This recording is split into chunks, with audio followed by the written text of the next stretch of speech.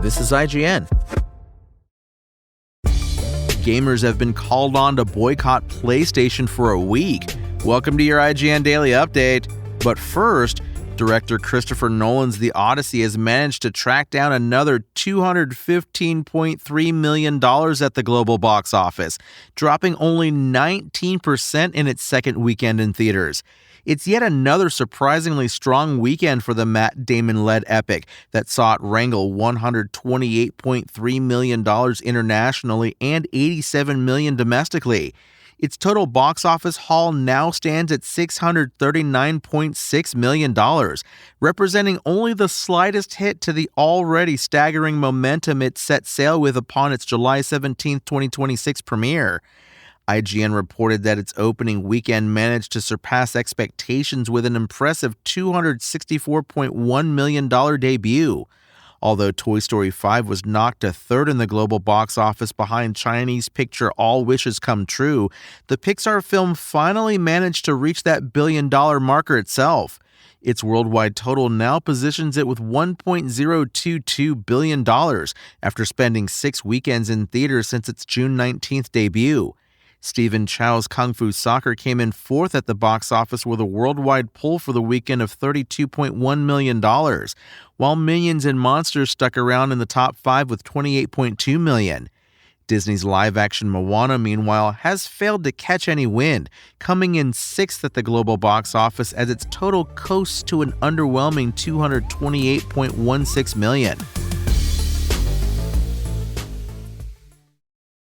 Backers of physical media have called on gamers to boycott PlayStation for a week in August to send a message to Sony that its decision to kill discs from 2028 is unacceptable.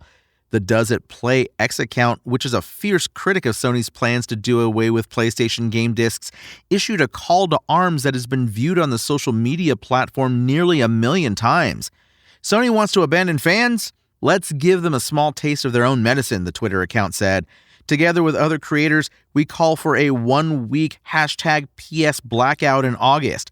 No logins, no play sessions, no purchases on any of Sony's platforms. Sony's rationale for ditching discs is that it's simply following consumer trends. In response to shifting trends in consumer preference, new games will be released on PlayStation Store and at retailers in digital formats only, Sid Schumann, Senior Director of Sony Interactive Entertainment Content Communications, said in a post on PlayStation blog. Since the announcement, gamers have called on Sony to U-turn on its decision, signing online petitions and swarming over PlayStation social media posts to express concern about video game preservation and ownership, even overshadowing the release of new games that have nothing to do with what's going on at Sony. Complaints have also come from other groups.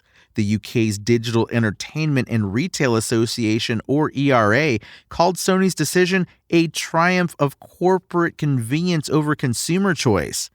Does It Play and other critics of Sony have remained determined to continue the fight. If history has told us anything, it's that video game boycotts rarely result in the action they desire. It probably doesn't help that Metal Gear Solid 4 will finally escape PS3 prison via Metal Gear Solid Master Collection Volume 2 that week. There are, of course, instances of companies reversing decisions amid backlash, but analysts have told IGN it remains unlikely that Sony will U-turn on this. Dr. Serkan Toto, CEO of Japanese game industry consultancy firm Kantan Games, suggested that even if 500,000 people canceled their PlayStation Plus subscription in protest, it would be just a drop in the ocean for Sony. For Sony, going all digital for new game releases will earn it more money from every sale, at a time when console sales are expected to plummet due to their rising cost.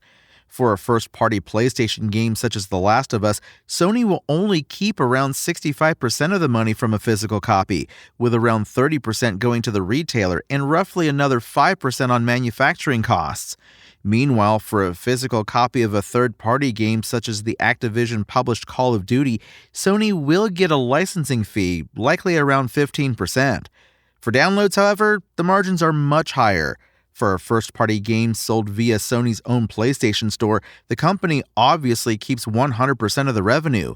For third-party games such as Call of Duty, meanwhile, Sony keeps a 30% cut, so roughly $21 for a $70 game.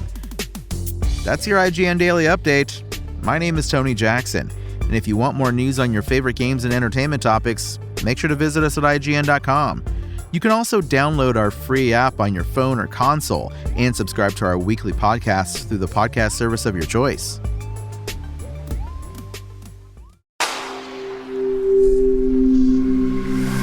Spoken Layer.